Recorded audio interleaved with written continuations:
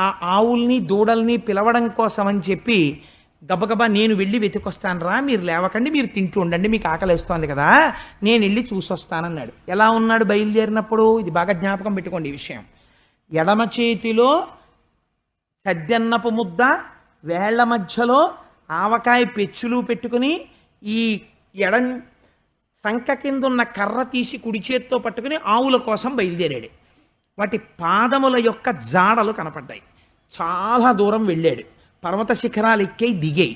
ఒక చోటికి వెళ్ళాడు. మందంతా విడిపోయినట్టు కనపడింది. అరేరే, ఏమైపోయారా ఆవులు ఎద్దులు అని వెనక్కి వచ్చాడు.